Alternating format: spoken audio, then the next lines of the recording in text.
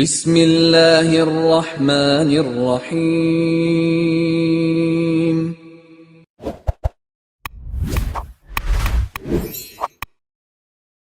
السلام علیکم ورحمۃ اللہ وبرکاتہ۔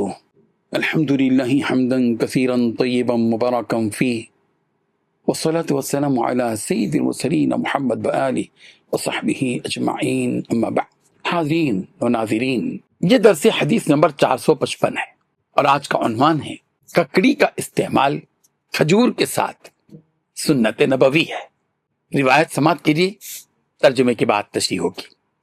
بسم اللہ الرحمن الرحیم۔ عن عبد اللہ رضی اللہ عنہ قال كان النبي صلی اللہ علیہ وسلم يأكل القثاء بالرطب۔ ترجمہ یوں ہے، حضرت عبداللہ بن جعفر رضی اللہ عنہ سے مروی ہے، وہ فرماتے ہیں کہ رسول اللہ صلی اللہ علیہ وسلم ککڑی کو تازہ کھجور کے ساتھ نوش فرماتے تھے۔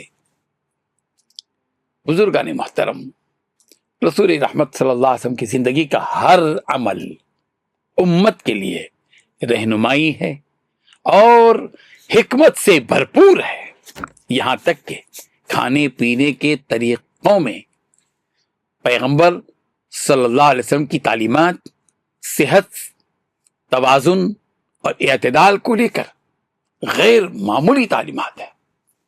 اس حدیث شریف سے رسول رحمت صلی اللہ علیہ وسلم کا کھانے میں اعتدال اور حکیمانہ انداز کس طرح تھا اس کا پتہ چلتا ہے۔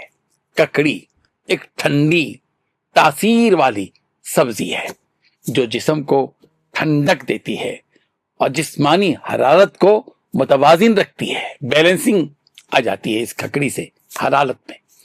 اس کے مقابلے میں تازہ کھجور گرم تاثیر رکھتا ہے اور بدن کو غذائیت اور طاقت فراہم کرتا ہے۔ رسول رحمت صلی اللہ علیہ وسلم نے ان دونوں چیزوں کو تناول فرمایا اور مزاج میں توازن پیدا فرمایا تاکہ جسم میں سردی اور گرمی دونوں کا اعتدال رہے، دونوں میں بیلنسنگ رہے۔ رسول رحمت صلی اللہ علیہ وسلم کی یہ سنت ہمیں سکھاتی ہے کہ انسان کو صرف لذت نہیں بلکہ صحت اور اعتدال کو بھی پیش نظر رکھنا چاہیے۔ ایک مسلمان کو ہر کام میں توازن، سادگی اور شکر گزاری کو اختیار کرنا چاہیے۔ یہ حدیث ہمیں یہ بھی سکھاتی ہے کہ قدرتی اور سادہ غذا انسان کے لیے بہتر اور بابرکت ہوتی ہے۔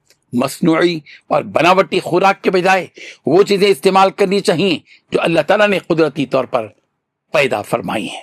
اللہ تعالیٰ ہم سب کو عمل کی توفیق عطا فرمائے، آمین۔ وآخر دعوانا ان الحمد للہ رب العالمین۔